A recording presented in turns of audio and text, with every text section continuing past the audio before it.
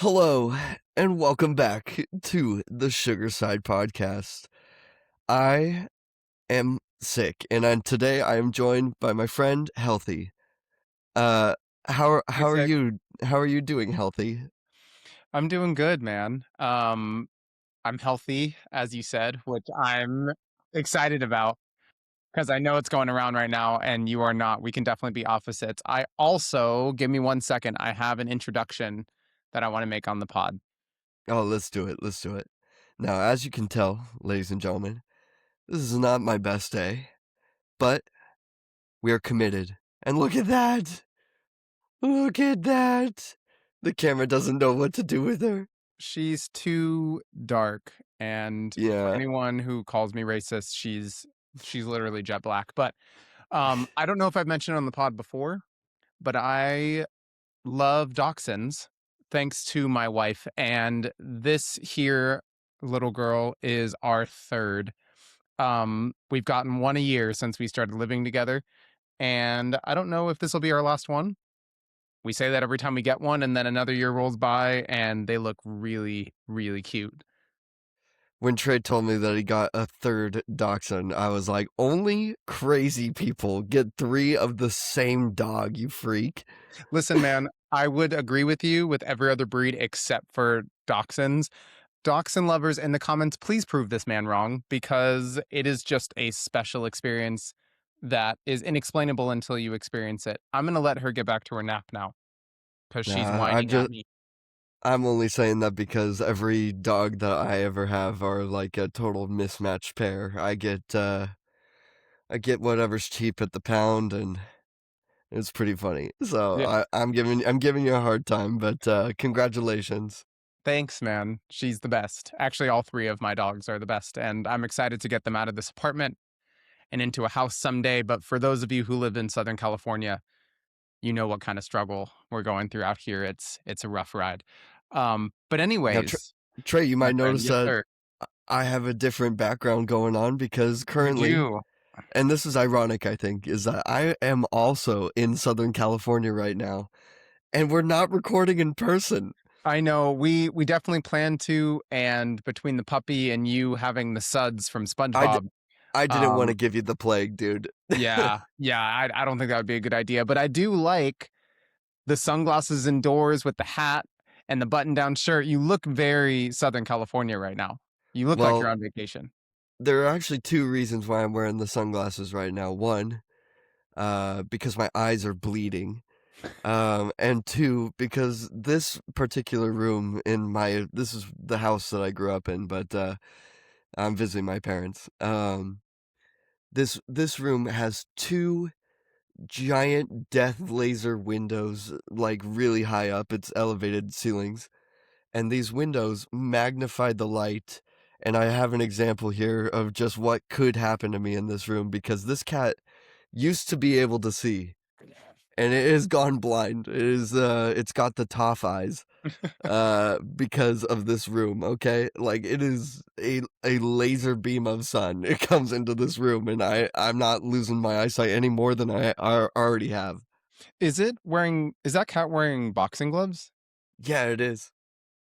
I don't know what this is from. It's been here for a while. Pew, pew, pew, pew, That's pew. really cool. I like the Toph idea. Yeah, I I feel mean, like that now could that be it an anime can't or see, something. yeah, Yeah, now that it can't see, it's like Daredevil. right. Just becomes a professional boxer, Oh my and gosh. everyone thinks it has a huge handicap, and it's really its superpower. That'd be really funny. No, Um, this particular moment recording the podcast is going to suck because, like I said, it's death beaming in here right now. It is 1,000,000 degrees in this room, and I've been running a fan, but I don't want to run the fan while we're recording because it'll be loud. So it's gonna get hot. If you see me covered in sweat by the end of this podcast, it's because I'm sick and it's hot and I'm dying. so doubling down on Garrett saying we're committed to this podcast, ladies and gentlemen, Committed, please committed. make this our most viral episode. My friend over there deserves it. But today we got some fun Yeah, things to talk about. As always, follow, subscribe, comment, share, all of that good stuff. In today's episode, we're talking about a few things that I think will lead to some really good conversations. Getting prepared for our Oscar watch next month. We're starting with none other than Hamnet, one of We the finally other. did it. We did We it. finally did it. And I think this will be our last one we watch in preparation for that. If that changes, we'll let you know. But we've been Yeah, there looking are forward to this other one. ones that we haven't watched. There are. Sentimental Value, Yeah. Train Dreams. I didn't Mm. watch either of those. No, I Maybe. think there was a lot in up for Best Picture. There's a Dude, lot of I movies keep in I there. keep bringing it back to the joke. Like they literally were like, "Did a movie come out in 2025? Okay, give it back. It's nominated for No, Best Picture." for real. Because like we've watched most of the nominees now, and that's been what, Yeah, like 5 movies, 6 movies? It's not like we're not watching a lot of movies. There's just an endless category. and There some really of is. them did not deserve it, bro. Especially after watching this one. Just Right. throwing that out there. Right. So let's hop into that first. My friend, thoughts on Hamnet? Because this is the last movie we've watched out of these, and we were really looking forward to it, given our thoughts on the previous movies we've watched in this category. Yeah. Here's my first thought: is if Begonia wins any awards, then this is rigged. This is just Anything. straight up anything. If it wins anything, it is rigged to shit Yeah. because this movie has potential to win Best Picture. I think it has potential to win Best Picture, like Mm-hmm. pretty easily. And it could go a couple different directions with Best Picture, I think. But I think that this one I would put in the front running. Hmm. But if Jessie Buckley does not win Best Actress for this movie, I will personally go to each member of the Academy and do horrific things to them.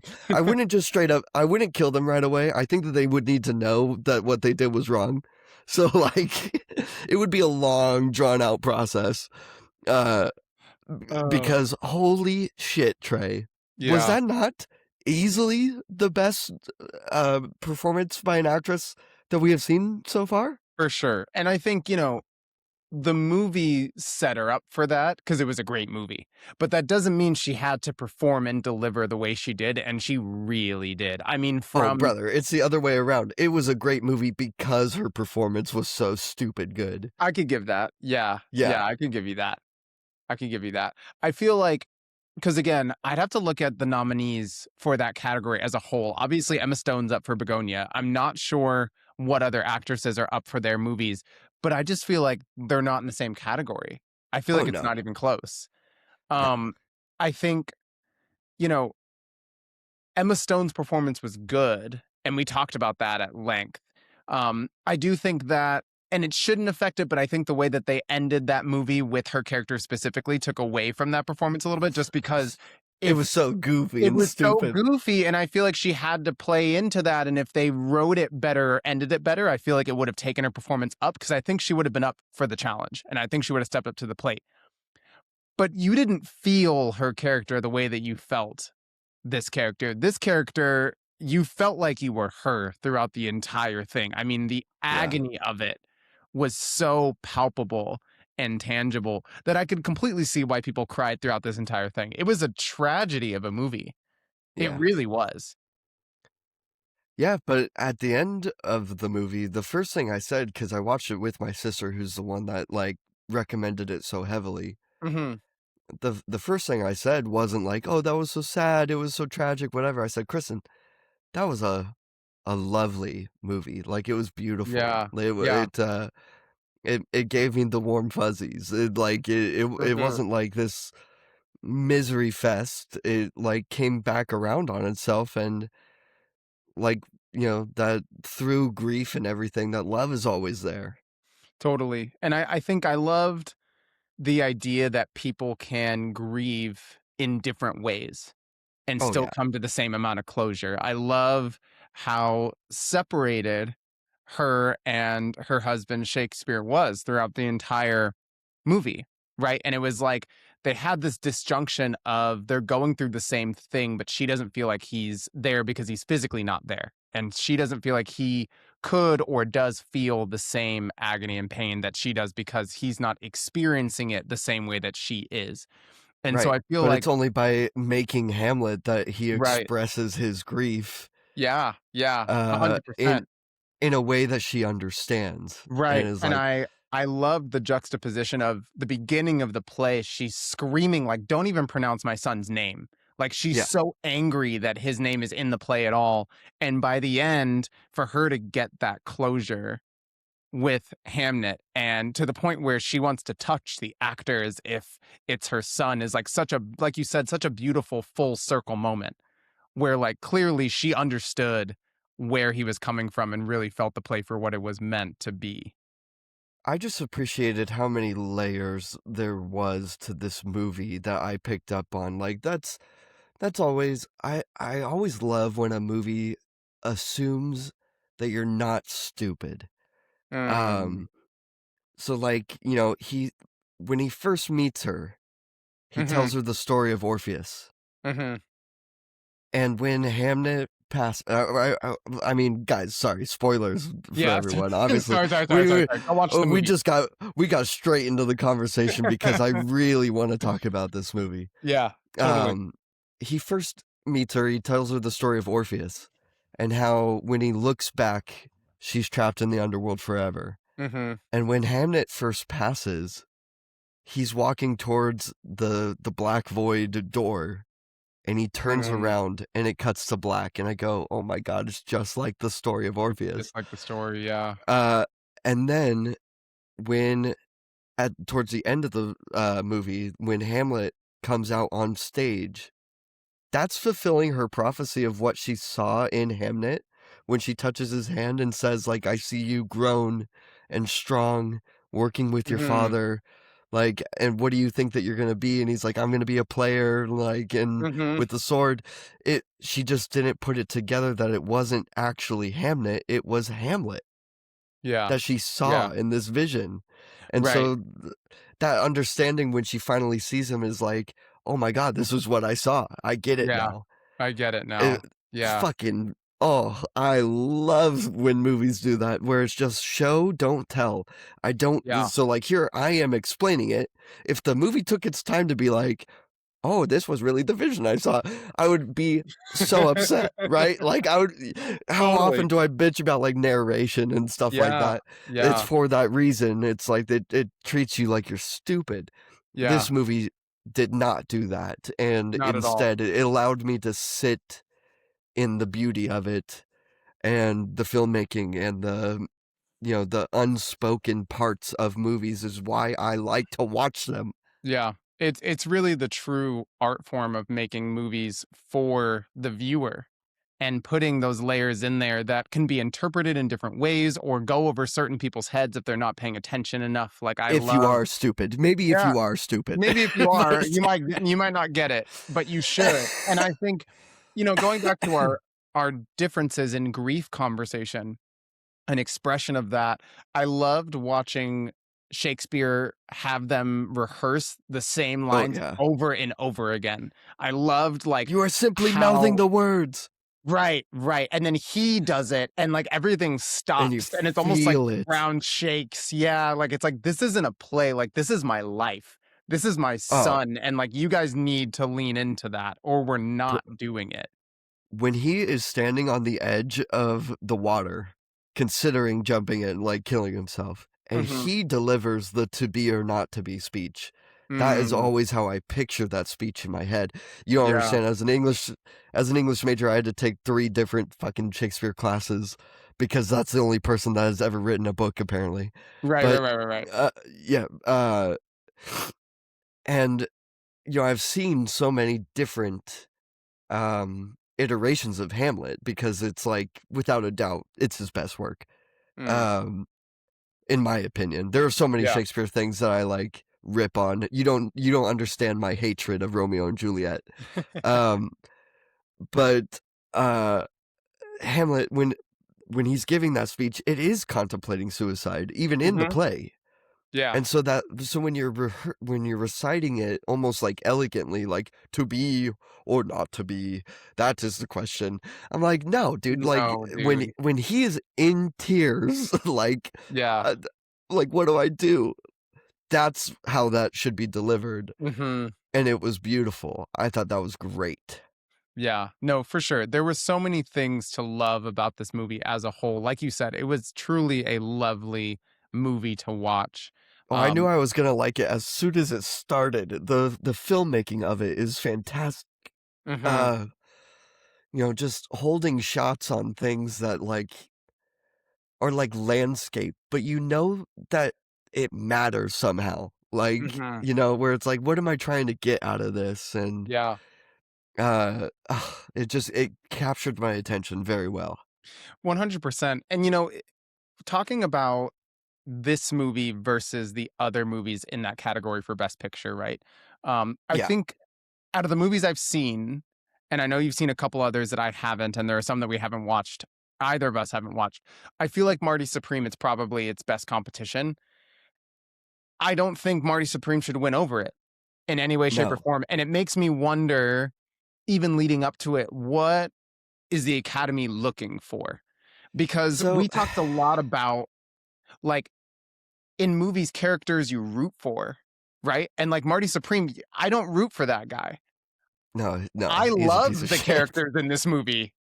And it's Yeah. like it shouldn't be about that, but I feel like it's hard to not make it about that in certain ways to me because you watch both those movies and I'm like, I I would feel wrong giving it to Marty Supreme over a movie like Hamnet.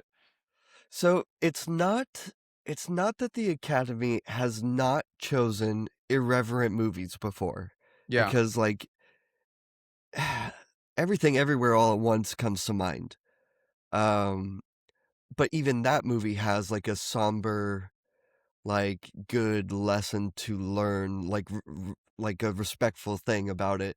But that's an irreverent movie in the way that it's told because it's so like I mean she fights people with dildos at one point, right? Like so Yeah, it yeah, is yeah. like out there. Mhm. Um but like when I'm looking at these movies in the category right now, so many of them are irreverent, are um like louder and like disrespectful, I guess is what I Mhm. would say. Like Mhm. One Battle After Another and Marty Supreme are like the two that I'm really focused on right now, where those are like irreverent. Mhm. And Hamnet is such a somber, like what's the word I'm looking for? Uh I can't think of it, but you know where I'm getting with it, where it's Yeah. like it's so respectful Right. of the story it's telling. Yeah. It's got such a small scale to it, where it's literally just about one family's loss Mhm. and how you deal with something like that. It's a big loss, It's a huge uh, loss. and how you deal with it. So like it is, I don't know. It's such a different kind of movie than what is up Mhm. for nomination right now. Right. That that's what sets it apart in a way that, like, what you're saying, where it's like, I can't even imagine giving it to Marty I Supreme. and I can't because I feel like even to me, like, not every movie needs to have a super impactful life lesson. Like No. you said, some movies are just fun. Some movies Yeah. are just what they are, and I think that's beautiful in its own way. We need all of that, right? But if like especially with something like Marty Supreme, if we're going off of the lesson to be learned, Hamnet is not only a story of loss, but it's also a story of, in a lot Love. of ways chasing your dreams That and like too. and Better than pushing Marty for that. Supreme did. Right. Yeah. Like, I mean, quite honestly, yeah, it's like from the beginning, she didn't want him to go to London. Yeah. She didn't understand But why he she had did. to leave. Right. But she let him go and he proved why he had to do it and to tie it all together with the loss that he wasn't even present for. Like, I just feel like it was such a beautiful bow on top to tie it all together. And it's like, if we're going to talk about a life lesson and something that you're probably going to go through in some way, shape, or form, and how to deal with that and the different angles of that and all the different threads that make it so complicated, that's the movie you watch, you know? And again, like if we're comparing them, I can't imagine it losing. If it loses, I want to riot in the streets. I really Yeah. do. Like if they call Marty Supreme, I'm flipping the fuck out because Y- at that point it's like, what are we looking for? What are we doing? Yeah, I'll be upset if it loses Best Picture, but I'll be rageful if Jesse Buckley does not win. I'm not even Uh, talking about that because I don't think there's a contest to be had. Like Well, you you know texted what? me yesterday, it should be there Yeah, should be no other nominees. I know. I was like, Best Actress nominations, Jesse Buckley, and the winner The is winner is Jesse Buckley. they undo the Um, envelope still. yeah, they still do the whole thing, but it's just her one picture up there. Right. You know, I'm going on about Jesse Buckley, but it's also, a good time to probably say that I don't know, maybe it's the cold or the fever that's coming, but I have to like remind myself of his name is Paul Mescal. I knew that. Uh he did great too. He It was did. so good to see him in something good and not Gladiator 2 because that Yeah. movie sucked so bad. I hated Gladiator 2. Do you remember? Did I call you about Gladiator 2? You did. I Immediately, lost my yeah. mind about Gladiator 2 when the sharks. Oh my god, forget it. Don't get me started. Not today, not today, not today. No, not today. But um, he did a great job too. And you know what? I was a little bit nervous when I saw child actors because they can Mhm. sometimes absolutely kill a movie. Mhm. Um, they did good too. And you know what else I found out? Uh, the actor who plays Hamlet at the end, Mhm. the, like, adult person, Right. is the older brother of the little kid that plays Shut up. Hamnet. That's Shut why up. they look so Oh, similar, and we it puts it ugh, such a smart I choice, just talked people, about this. I such a smart choice. I love that because I just talked about that with Wuthering Heights.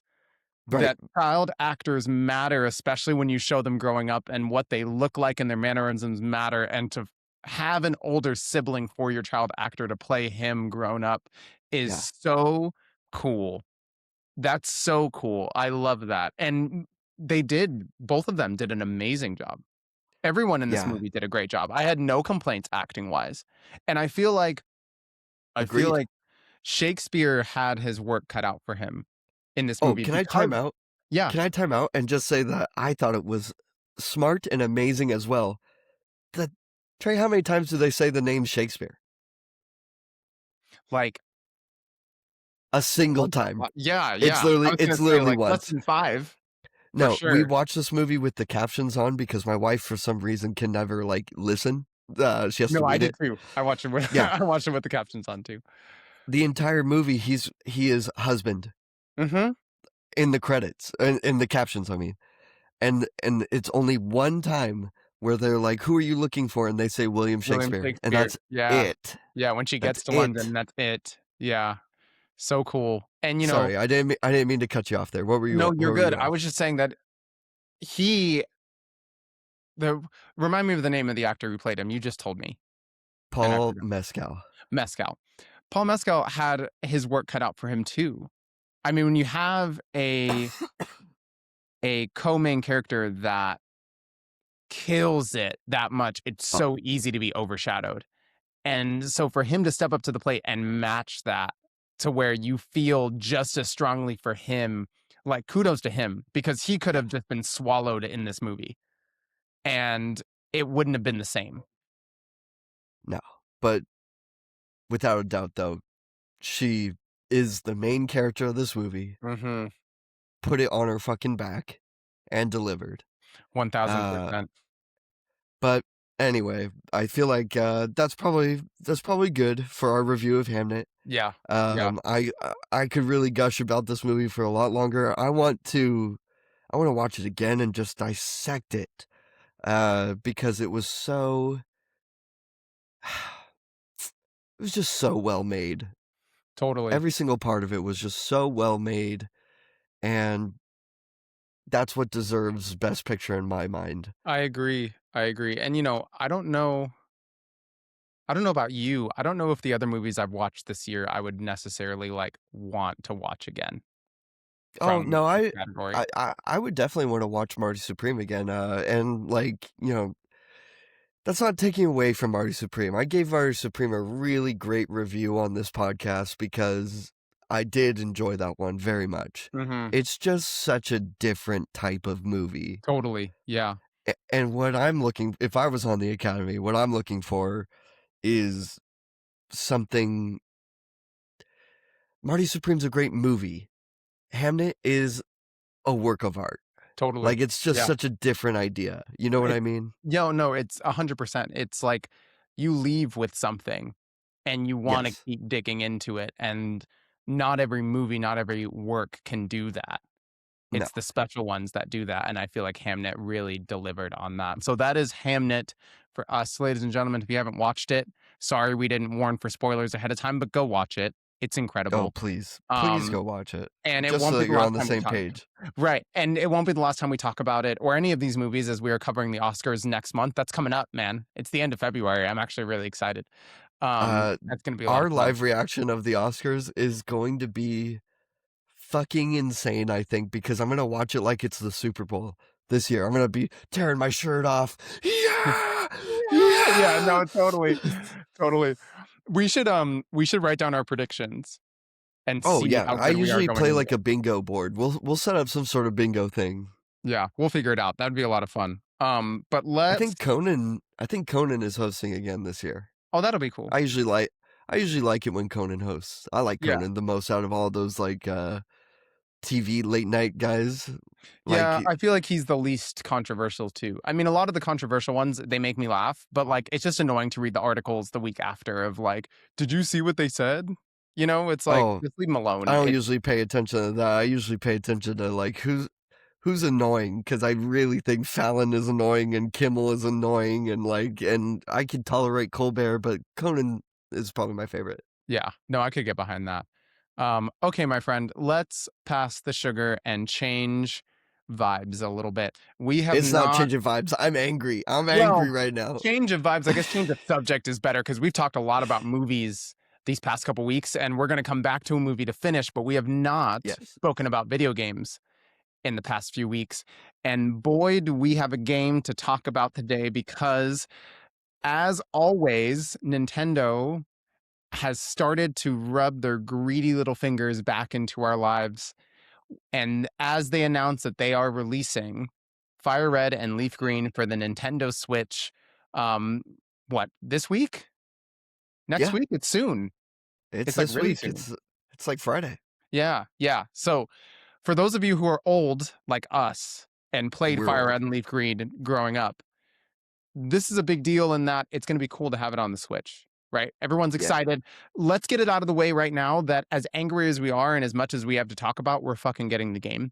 Let's not act like we're not going to get the game. We're going to get the game. Yeah, we're Um, gonna get the game. we're going to get the fucking game. But that being said, that does not mean we don't have gripes with Nintendo because they keep dropping the ball when it comes to Pokemon, and I'm about sick of it. First of all, and I know Garrett has come to terms with this, I haven't. Fuck them and everyone that they work for and associate with for making this thing worth $20. You're telling me that I could get it on an emulator for how many years and you're going to bring it I've back and Yeah. make me bring out a 20? No. No. That's so unnecessary to me. That's insane to me. Yeah, I've definitely played Fire Red and Leaf Green for free for like 20 years, but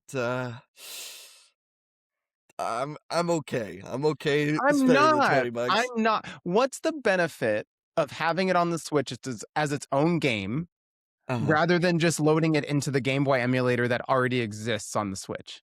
Oh, I don't understand. no, they could have and should have done that. Like just put it on the Game Boy emulator for the Switch. And that's also what makes me mad is if that emulator didn't exist on the Switch, we'd be having a completely different conversation.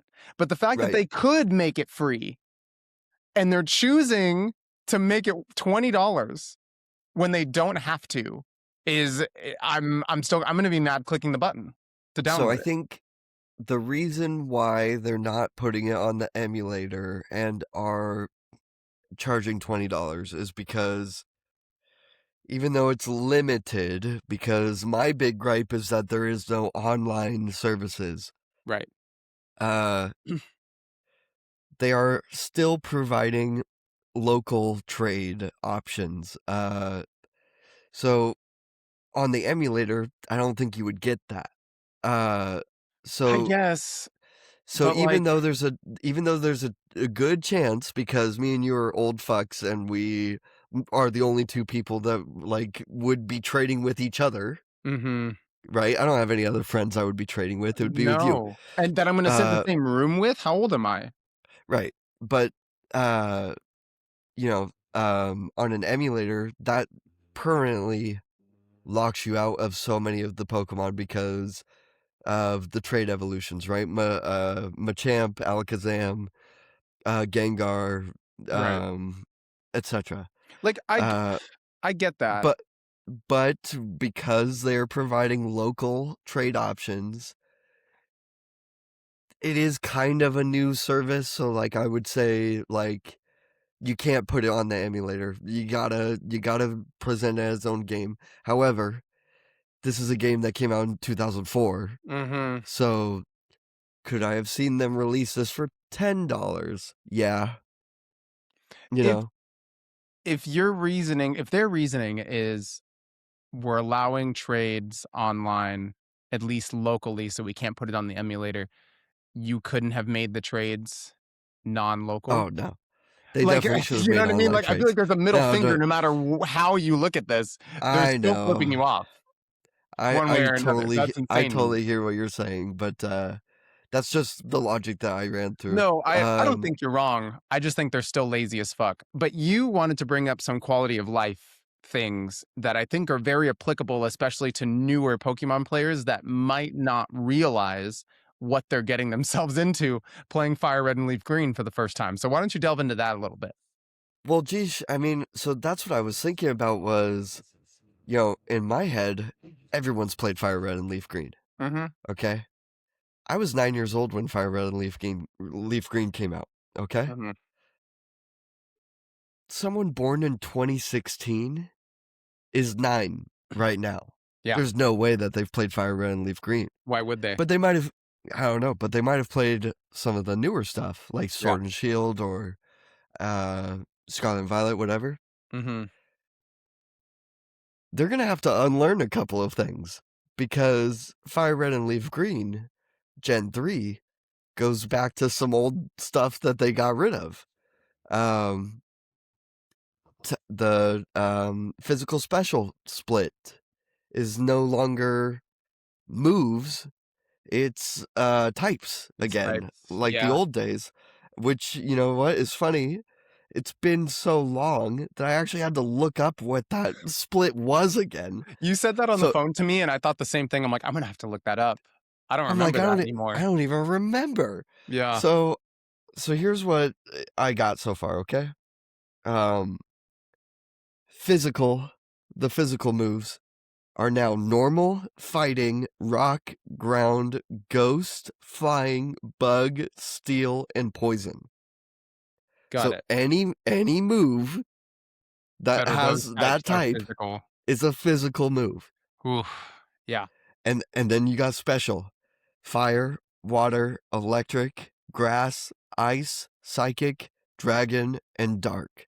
So your physical attacking Dragonite using a dragon move, that's a special That's a stat special stat. Yeah. that it's gonna be hitting with. So like outrage is a special move. Yeah. Uh that's very different than what it is nowadays. Right. Right. Spamming E speed to the grave is the Um only way. No, it's a very different way of planning a Pokemon team. And there's a reason why they changed it in the first oh place. I yeah. mean, obviously everyone likes the way it is now for a lot of reasons. So I think not only is it going to be crazy for people who haven't played a game of this age before. But it's also going to be a big awakening for those of us who probably haven't played that game in a while ourselves. Like we just Well, said, we forgot. Like it's just a different way to Pokemon. I will also say, like, the last time I played Fire Red Leaf Green was like 3, 4 years ago, Hmm. and that almost doesn't even matter. Like, you can kind of just play the game, and Yeah. like, I mean, think about like going all the way back to our first time through the game. You probably had like a level 99 Blastoise, and that was it, Hmm. right? Yeah, Uh, you could get through the game and be fine. Uh, Not everyone is as sweaty as we are when it comes to Pokemon, that's true. but uh, but there are things that people are gonna totally miss out on if they don't know. Um, like the Rainbow Pass. You gotta do the Isles, do all three of the first Sevi Isles, and beat the game, and get the national decks. Then go back, give the orbs. I don't even remember this whole plot line, but you have to like give Yeah, the orbs to the guy in the science place, and then like you get the Rainbow Pass, and it unlocks even more of the Sevi Isles. Um, there's a lot of post game content in Fire Red and Leaf Green that totally. like I don't know if you're not like thinking about doing that or know about it, you miss out on so much of the game. Yeah. And we even talked about it on the phone a little while ago off camera about even how to get the national decks. And like Oh, there are dude, Pokemon you yeah. can't get in until you get the national decks. And it's like for that to be a part of bigger plot to unlock the rest of the game, like it gets dense. There was a lot of Pokemon that, like you said, you had to know or hear from someone to figure it out. It wasn't just I can just play the game and I'm gonna get the entire experience. You could definitely lose out on a lot of the experience. Uh, Back in the day, this was before I could just get online and find out answers. Hmm. All of this, I had to read a fucking encyclopedia Do you of remember you remember those? the game Yeah. manual like thing that was that Yeah. big and it would tell you all the secrets? You'd get it Uh from GameStop at the same time you got the game. It was like you put the oh, game on because top. it was the only way to play. You It should have was the read the only way to guide. play. Should have read the Totally. guide, bitch. Yeah. That's a video game donkey reference from forever ago. Uh, yeah, you just have to read.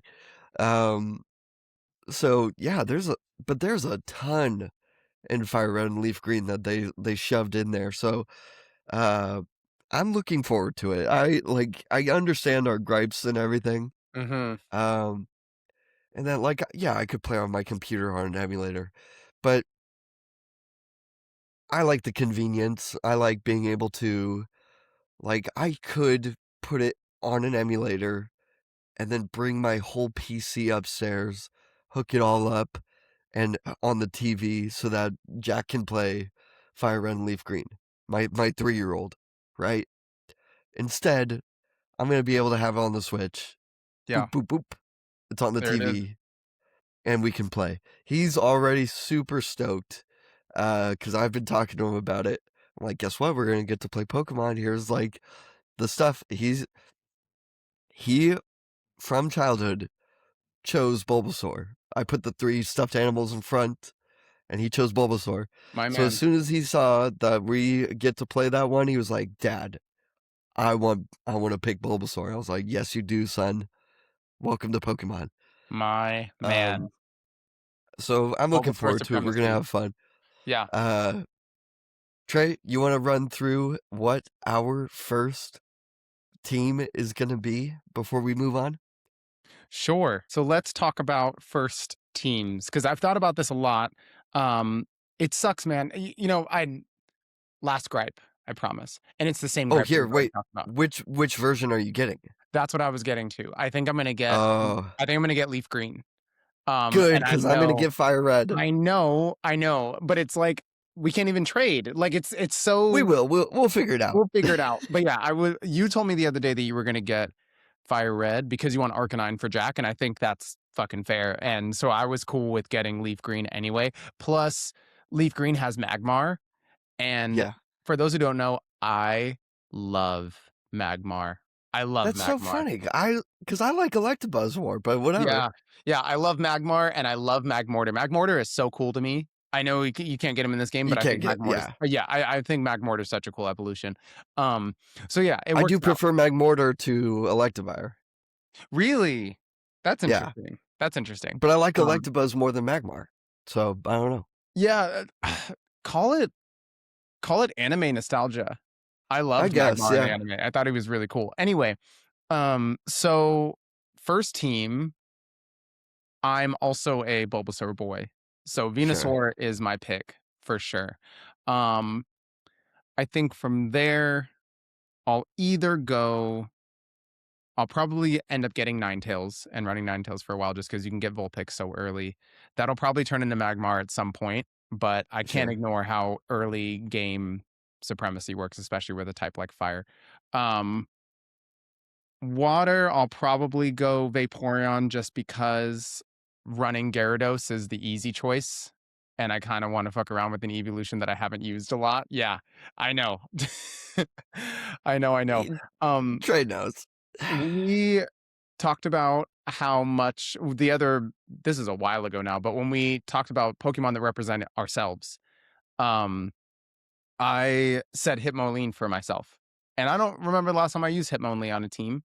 So I feel like Uh-huh. I might throw him on there because I think it would be fun to mess around with the fighting type, especially one that I don't need to trade for. Um, what is that, 4? I got 2 more. Yeah. Uh-huh. Um, who else? I was banking on Gengar until I found out about the trade evolution thing. As Sorry, always, pal. I know it's really sad. I'm really sad about it.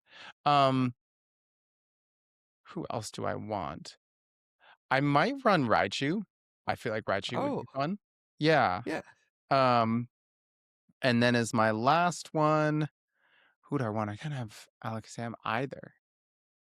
Could always have Snorlax. I could have Snorlax, and I think I will. I think I'll Yeah. run out the team with Snorlax for He's sure. a beast. If you have a choice between normal types on FireRed and LeafGreen, obvious choice is Snorlax, but I would also recommend Tauros is like actually ridiculously good. Yeah, yeah. Our Gen 1 Tauros, or I guess Gen 3 Tauros is insane for sure. Yeah. They've they've nerfed my boy over the years, but back in the day, Yeah. Tauros was a force to be reckoned with. How about you? What's Jack running as this first team? What do you have set out for him? I want Jack to have the easiest time of his life. So Absolutely. we're going with the OG powerhouses, the like no-brainer victories.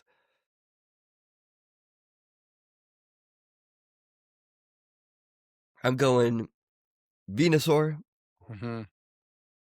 Nidoking, Mm, Gyarados, Jolteon, Dodrio. It's either mm. Dodrio or Fearow. Both of those are stupid good, but Yeah, yeah, probably Dodrio. yeah. Um, do you remember my last choice? Because I already told you this. Um, What haven't I said yet? Oh, and Arcanine. Sorry, oh, my that's bad. right. Duh. Yeah, why you're getting fire red. Yeah. That's why I'm getting Arcanine. Fire Red. Duh. So yeah, no. I'm going easy mode. What is that? Is that 2 Pokemon with Intimidate? Yeah. Yeah. Uh, I'll take winning for 1,000 Trebek. And that team like optically looks so good. Like Oh if you yeah. picture them all out of their Pokeballs, that's such a sick looking team together. Do you have an underrated Pokemon of Gen 1 that you feel like not enough people like talk about or use or something like that? Because I have one that comes to mind. Hmm. One that doesn't get used enough. You go first, because you thought of one, or you already have one in the chamber. I would argue that Hypno is super good, Word. Yeah, that's a good one. That's a but good like one. I've seen a couple of people like doing some team building stuff on TikTok, whatever, because everyone's excited for Fire Red and Leaf Green. I don't see anyone talk about Hypno, and you get Yeah, Hypno right outside of Diglett's cave. You get Drowsy, right. uh, right outside of Diglett's cave. That's early for a Super. psychic type. Yeah. And I mean, the only other really good psychic type being Alakazam you have to trade for. So it's like it's also like an early game option that you can get a full evolution. I will Dude. say, I don't remember if this is version exclusive, but I do know that there is one person that you can trade an Abra to in the game, an NPC, and you get a Mr. Mime. And a traded Mr. Mime gets XP super fast. That's also a good option for psychic types. Yeah. I obviously I don't like Mr. Mime though. He's No, creepy. for sure. But a good option, guys.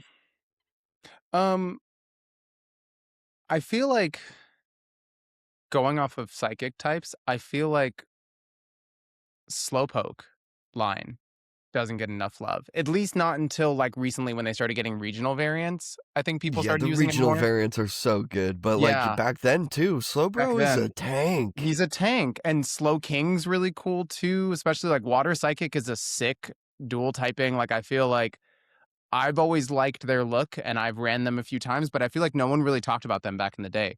I feel like that's why they got Yeah. regional variants, is they wanted them to kind of be a little more prominent in gameplay. He's just so doofy looking. I don't know. I like Slow King especially because I just like the hands behind the back pose. Like he's just so Yeah. like unintimidating and unassuming. I like his appearance in Pokemon 2000, the movie. Yeah, totally. I have a thing for anime mentioned Pokemon for sure. I'm learning that Yeah. the more we do this podcast and the more we talk about some of my favorites, I feel like that's a common theme that keeps coming up. I know we have bias because I'm like I love Lugia, but this because of the movie.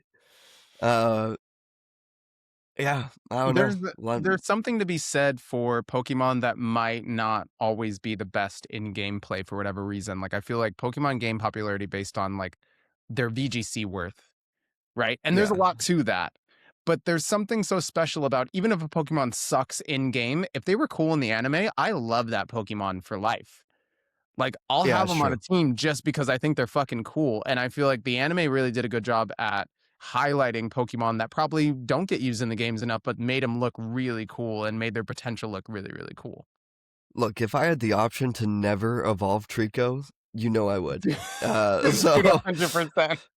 yeah, and it's just because of that toothpick. Dude, And I was gonna say if they should have done that at some point, have him had one in the games because that was so iconic. That was oh so yeah, cool.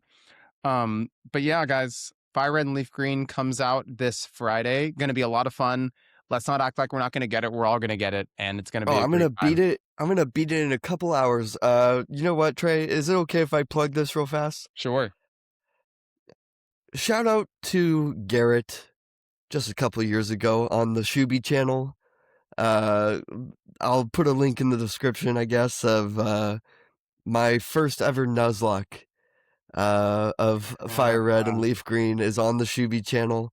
I beat it in one day, and I crushed that game, dude. I had what, like 2 deaths? I murdered that game. Did you play it on Who- After Hours? Yep. I watched that stream religiously. I Oh yeah. loved watching you play After Hours, and that Nuzlocke was so fun. I Yeah. told all my friends about that video.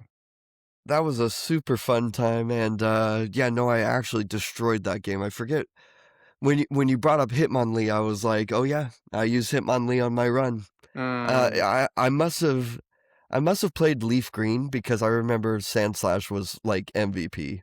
yeah, and that's another version I exclusive love that's Sandslash. Yeah. super good. Oh yeah. Super good. No, I love Sandslash. Like between the option of Doug Trio and Sandslash, I was like, give me my boy. Yeah. But you're getting Fire Red.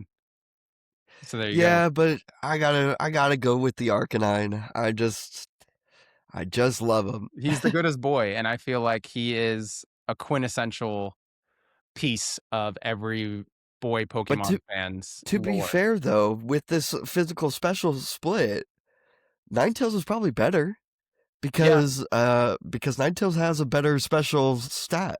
that's fair. And And Fire is Arcanine's a physical attacker. So like Mhm. all of his fire moves are gonna be special. Yeah, Stupid. that's Why'd so they ever stupid. do that? What? I can't believe that was the initial way that they Oh came out yeah, with why'd Pokemon. they Like, that's ever do kinda this? crazy. As done. Um, Anyway, anyway, go play FireRed and LeafGreen. Let us know in the comments what teams you're running for the first time. If it's a new team or if you have a tried and true that you've done 100 times and you just can't stay away from it, let us know. I think it's going to be a lot of fun. Garrett, my friend, my yes. brother, my sickly human on the other side of this screen, we Dude, I are. am sweating my balls off. Look at this. Look at this hair right now. Oh, dude, yeah. I'm Well, dying. prepare to sweat a little bit more because we have a great way to end the show today with none other than our Studio Ghibli series. And today we are covering what many would call the GOAT. And the New York Times even said is a top 10 movie of all time. We are talking about none other than Spirited Away. And we have a lot to say about Spirited Away, and didn't give ourselves a lot of time to talk about it, but we are going to No. make that work. Buddy, where do we even start with a movie like Spirited Away? I mean, the hype and the recognizability, if that's even a word, is almost unmatched in the animated world. It really is. I'd like to start my review of Spirited Away by going way back to 2001. Mm-hmm. I saw Spirited Away in theaters when it first came out. And that movie, like, physically changed my brain chemistry permanently. Mm, Uh, this is one of those movies that made me love movies. It was, like, incredible to witness in theaters yeah. as a young child, right? I was, like, what, 6? Um, ridiculous. Uh, I have one funny story before we, like, get into it as adults, okay? Mm-hmm. Uh, I was there with my mom and my 2 little sisters, and my little sister needed to go to the bathroom, and my other sister was like a baby. Uh, so my mom got up and took my sisters to the bathroom, and she left me in the theater right when No Face is like, "Sen, what have you done to me?" And blah, blah, and starts chasing him, and I'm sitting in the theater chair by myself, like just that was terrifying. That's so crazy, dude. That I mean, even I'll never forget how, like, crazy that was. I was by myself, and like, he's vomiting people up and, like, I could only tearing through the imagine, dude, because even sitting on my couch last night with my wife, she was like on her phone scrolling, and I go, I'm scared. And she Yeah. looked up and she was like, oh my God, that's so scary. Yeah, his mouth is, like, just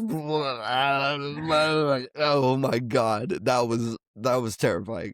No, for sure. That's hilarious. And that's so something your mom would do. And the timing of that is so Oh, yeah. funny because obviously, No, like, it's a brand new she movie. didn't But see it coming. yeah, there's no way she could have, obviously, but that's so funny. Any other part of the movie would have been fine. That's the Oh, yeah. one part of the movie that you wouldn't have wanted that to be, you wouldn't have wanted to be alone. But yeah, Oh, that's wait, sorry, I thought of something else too. We got to the movie theater, and I was like, "What are we seeing?" Like, we were parked and, like, getting out of the car. I was like, "What are we seeing?" And my mom said, "Spirited Away." I was like, "I don't wanna see some girl movie." Like, I remember saying that and being like, it already sounds lame." Like, 2001, I'm 6 years old, and I didn't wanna be gay. So right. I Already, was just like, "No." I don't wanna see some chick flick, yeah, stupid right. girl movie Already, called Spirited Away. And I left that theater like that was one of the best things I'd ever seen in my life. you're like, Mom, I was unfamiliar with your game. I'm so sorry. I guess I'm gay. Yeah. No, but man, what do you say about a movie like this? It's At this such point, a it's gotta be a movie that everyone has seen.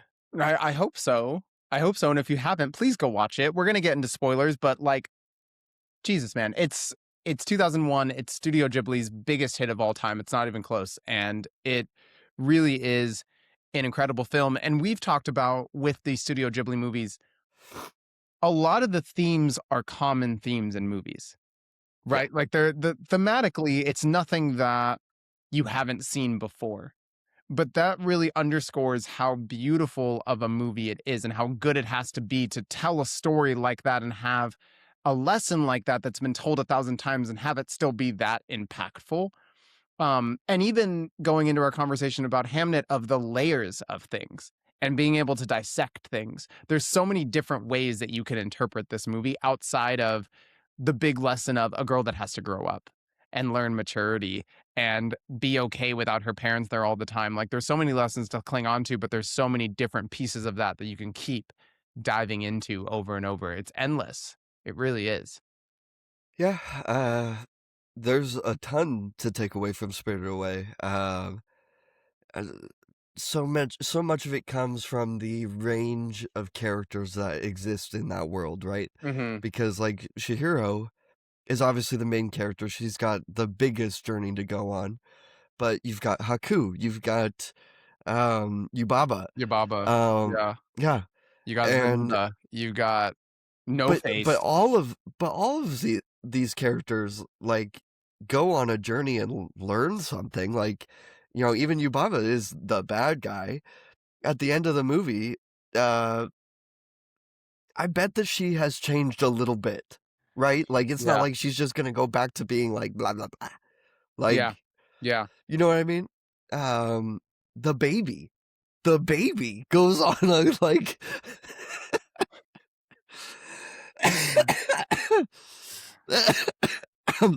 that really got me. The baby learned something in this film. The baby learned something. The little fly thing probably didn't learn anything, Yeah, I don't know but about that, but the baby does. And, I think it's ironic that thinking about the baby and Yababa, the baby kind of goes on a similar journey to Shihiro in that way. And yeah, Yababa has to learn to let go of her baby a little bit. And yeah, it's like such an interesting parallel that they kind of go on the same journey, obviously in different ways. yeah. Um, That got me just now. The this baby learns the a baby big learns a lesson. lot, actually. Yeah. Um, no, and there's we talk about the artistry and the illustrations of different places and things in these Studio Ghibli movies, and this movie does that to the nth degree. I mean, I think even like her taking the train is one of my favorite scenes we've watched so far, just because, like, to think about being her age and taking the train alone for the first time, it feels like that. Like, obviously, it's the spirit world and it's a beautiful drawing, and all of the spirits are just like these vessels of shadows, basically. But it's like if you're a little kid and you're on public transportation by yourself for the first time, like, it looks like that. And it's Yeah. like, it's so cool for her to have to sit there and just like focus on like stop number 6.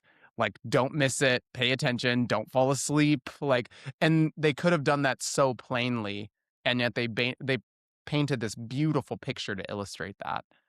That's definitely my favorite piece of the score. I used to Hmm. know how to play all of these songs on piano, and the main theme is called One Summer's Day. All of this was written by Joe Hisashi. If I'm saying that wrong, sorry. Uh, but that one is called The Sixth Stop, and I can hear it in my head now. Like it's very impactful. Hmm. Um, I also love like it's the sixth stop. Um, how long is she on that train? Because like they're passing through Vegas and Yeah. like Yeah. Well, and I night thought about day, that night too day. when Zeniba or Yubaba was like all the way to the end. It's the very last stop. I was like, oh, she's gonna be on there for a minute. I was like, we're going through the Yeah, spirit world. What's the end of the spirit world? yeah. Oh, No, that's so funny. it is a journey. When it is first presented to her, like, "Go take the train," she'll be like, "Okay, I can walk back along the tracks." You Yeah. ain't You walking ain't walking back. back. Good luck with that. Uh, yeah, no, that if that dragon didn't come to pick you up, man, it'd be like a Lord of the Rings style trek to get back. 100%. And I love how dramatic the differences are from beginning to end of Shihiro as a character, right? Like all the Oh, things she yeah. learns, obviously, like you're going to figure out those lessons by the end of the movie. You're going to see that change in her. But she didn't even want to go down a wooden staircase by herself at the beginning of the movie. She slipped and I love that. screamed And by the end, she's That's writing Haku and like free falling out of the sky and isn't even yeah. like vaguely freaked out or scared. Like she's two different people by the end of this No, movie. It's not even close. that's why I love that last line of the movie because it's almost like so sarcastic Yeah. too, where it's like you nervous about tomorrow? A new school can be kind of scary, and she just Hmm. goes, "I can handle I it." can handle Like it. Yeah. that's great. No, it, Um, beautifully done. Beautifully executed as always. yeah, I am gonna hold by what I said last week, which is that I think Princess Mononoke is his coup de grace, his masterpiece. I It's agree. in it's in that a perfect movie category, Yeah. and whereas Spirited Away, I can recognize is S tier. Yeah. It's beautiful. It's all these other things, but like as far as Miyazaki goes as a person, I think that Princess Mononoke speaks to more of the overall themes that he cares about the most, and Hmm. it does it the best. Yeah. And I think, it's hard, right? Because I think about even things like top 10 movies of all time, or at least in the Yeah. 20th century, 21st century lists. I feel like you put both or neither in there. I don't know if Oh, I yeah. can, you know what I mean? I Like could see that. No, yeah, I I could totally see that. I feel like to me, if Spirited Away is gonna be in there, not having Princess Mononoke in there is a snub and a big one. Yeah. Because Spirited Away, I think, is more, and we talked about this last week, it's more appealing to a wider audience Oh, thematically dude. and the way it's illustrated, the adventure they go on, like anyone can watch that movie and enjoy it. Not everyone's going to enjoy Princess Mononoke. There's a certain No. audience that you wouldn't show Princess Mononoke to. But No, you know my argument when it comes to this because I'm an objective person, which is I have a very good understanding of what is the best and what mhm, is my favorite or my preference, right? mhm, So, like, which, like, I like Spirited Away more, but I am yeah, smarter than that to be able to say, like, but I know that Princess Mononoke is the best one, yeah, yeah. right? There's a No, difference. totally, totally. Yeah, I think, animated movie wise, I think Spirited Away deserves the praise it gets. Um, but I also think it further underscores that there's a lot of slept on Miyazaki movies that don't get talked about enough. And as great as Oh, Spirited Away is, there's some heavy hitters in there that not enough people give credit to. It's no, not I just think, Spirited Away by any means. yeah, no, I think that that is a conversation to be had, which is like, as we, for how good Spirited Away is, does the constant glazing of over 20 years Hmm. take away from some of these other ones, which is why I feel like I had to fight for how much I loved Porco Rosso and be Yeah. like, no, guys, you gotta love Porco Rosso because Spirit Away, I think, is like such a mountain that Hmm. like it just shadows all these other things. And it's like, guys, you gotta part the clouds and recognize that like some of these other ones are just as good, if not like, I was it's just right up I there. was gonna say they're much closer. They're a lot They're closer. much, there's not a gap. No, not to, if you're outside of the Studio Ghibli space, it seems like Spirited Away is his only movie.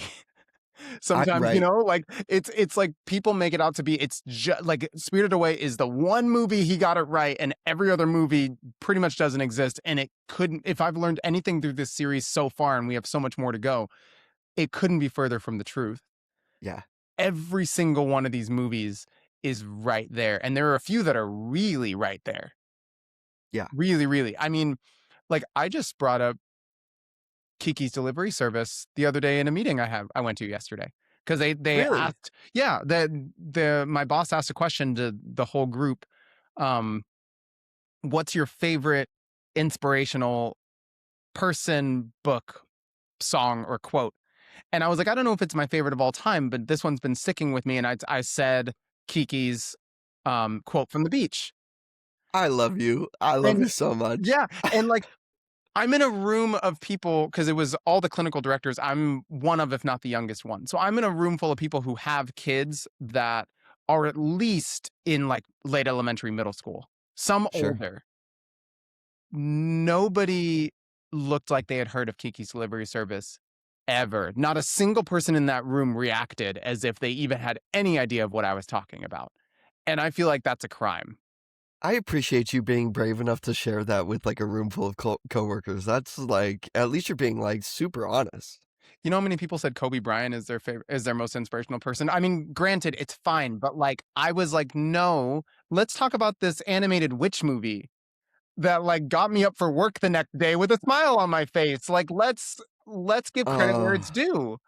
you are my best friend for a reason. That is amazing. That is like so amazing. Yeah, no, I'm glad that these movies, I mean, that was your first time watching Kiki's, It wasn't it? was, yeah, yeah, I'm glad that these movies are having a sticking, impactful feeling for you. Like, and we're totally. nowhere near done. I There, know. there are a few that I am really excited for you to get to.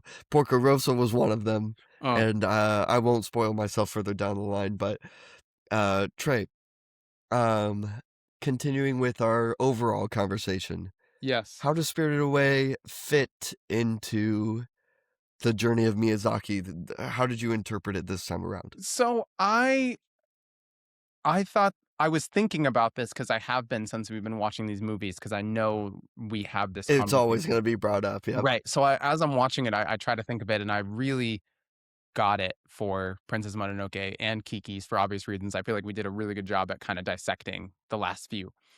This one was a little more challenging to me because, like, the lesson for Chihiro was obviously there.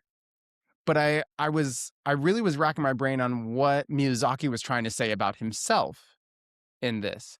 Um, did he have his son yet? Did he have children yet? Or was this still a lesson in his own life that he was dealing with? Because this one I definitely had some more trouble thinking of one.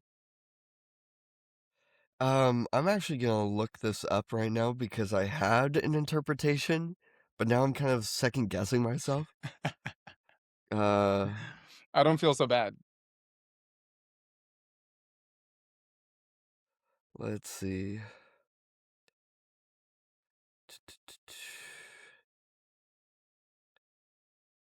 Okay, okay, that or this. Let's see. Now I'm not so sure cuz I thought maybe that this movie was made for his children. And that's why I asked, did he have a child already or children by the time this movie came out? Because it definitely seemed more kid lesson centered for Both of sure. his children were born like well before this. They were probably like 30. So Oh, like it could be a lesson for his children. you're Maybe right. he's calling his children little whiny brats. Yeah.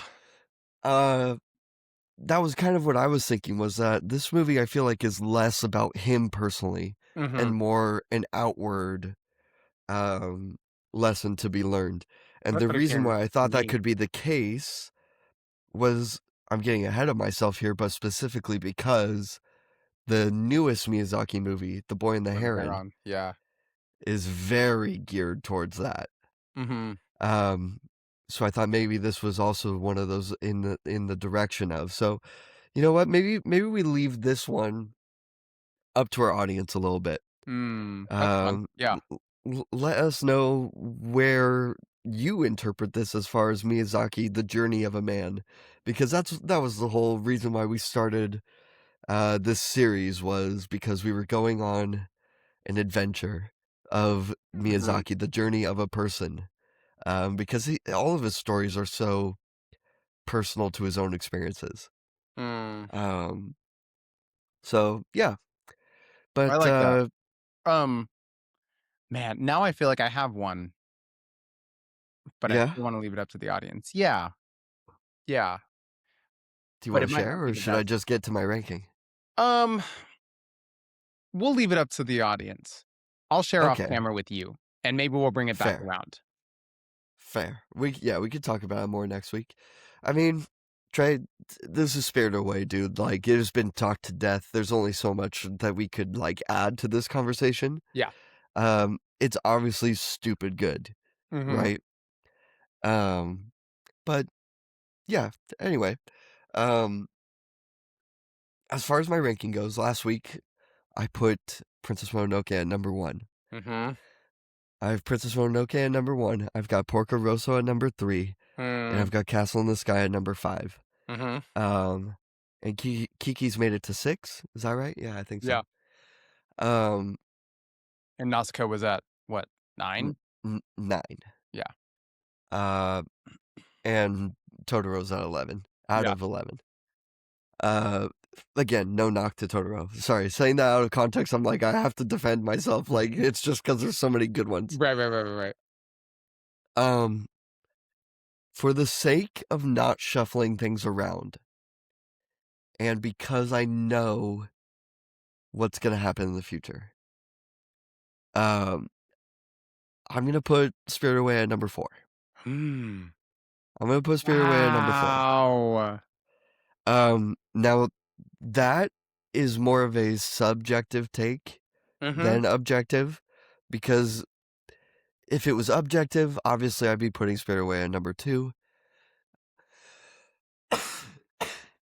I was objective with Princess Mononoke. I put it at number 1 because I think it really is the best. Mm-hmm. I'm saving my number 2 spot for, like, my favorite. I know where it's coming. I don't know. I don't think you know the answer I don't. to what it Yeah. is, I'm excited to see it though. but I know that I'm saving that number 2 spot for one in particular. I Interesting. I already said that Porco Rosso will not move. I'm holding it at number 3. It's a principle. It's the Respect to Porco principle of it. Rosso. It's the principle of it that the people need to step up on Porco Rosso. Yeah. Um, and I'm putting Spirit Away at number 4, Castle in the Sky at number 5. Oh, the Again, comments are gonna light on fire. I'm so I, excited. I'd I'd like to defend myself a little bit and be like, guys, it's still in the top 5. It's not like I put it at like the bottom, so like relax. But you know what? Uh, All that to say, I tip my hat to you, and hopefully, if nothing else, this makes you guys go back and watch these movies. We're not crazy. We're not crazy. We're no, not haters. These no, movies are amazing. Like, go back, watch them, follow the series, and judge it for yourselves. And maybe Spirited Away will still be way up there in 1 or 2 for you guys. That's fine. But to off rip just because it's Spirited Away, come for him and say it can't be number 4, that's insane. I no, feel and like I feel like you there know, is a lot of interpretation and moving around you can do with these movies. yeah, exactly. You know what? Especially with Studio Ghibli and like Disney and Pixar, like all these kind of like big category movies. Um, I feel like they should be able to fluctuate with where you are in life. Like, Totally. um, I mean, just throwing this out here, right? Like, but my favorite Pixar movie right now is Monsters Inc. And it did not used to be Monsters Inc. It used to be The Mm, Incredibles. But right now I can like say Monsters Inc. is my favorite Pixar movie. mm. So it's kind of in that same idea that like I'm not dogging on these. These are still some of my favorite movies of all time. It is just where you are in life. It's gonna fluctuate with which one you like the most. As it should. So Spirited Away will go number 4 for now. And what do we have next week? I should really have this list up every time we do this. I believe it's Howl's Moving Castle because that was 2004. So that Ah, would be like yeah. the next one up. Okay. So I have seen this one. It will not be my first time Yes. watching it, but I'm excited to watch it again in comparison to the other movies. Because I kind of watched it on an island on its own. And it's Yeah. also one that, for whatever reason, my entire Twitter timeline when it comes to Studio Ghibli movies has been Howl's Moving Castle. So I Yeah. don't know if that's a recent thing that it's gotten a lot of hype, but it's been all I've seen for weeks since we started Those the series. those Tumblr people needed a new place to live, dude. Like they I just migrated. guess. Yeah, no, Jeez. So it was a I'm big excited deal. to talk about that one. I think we'll have a really good conversation about that one. Um, ladies and gentlemen, I'm going to wrap us up. Yeah, because thank you for bearing with me and my horrible voice and the coughing and the sneezing. I appreciate it. The commitment, guys, commitment. it's all commitment. If you've made it this far, we appreciate you so much. I'm going to get us out of here because Garrett needs to go lie in his Victorian bed. I And need to die. yeah, if you haven't watched Hamnet, go watch it. Get prepared for the Oscars. It's amazing. Let us know what you think in the comments. Let us know what you think about Nintendo's greediness and them coming out with FireRed and LeafGreen. And if you're going to be joining us and playing it, I hope you will. I mean, yeah, I'm getting it. And if you haven't watched Spirited Away, where have you been? Please go watch it if you haven't. If you have, and it's your favorite Studio Ghibli movie, let us know where it ranks with the rest of them. And if you haven't watched the rest of them, continue with the series with us. We watch one every week. Next week, we'll be covering Howl's Moving Castle. So go watch that. Be prepared for that. I've been Trey. That sickly man over there has been Garrett. This has been the Sugar Side Podcast, and we love you guys. We'll catch you next time. Go to bed.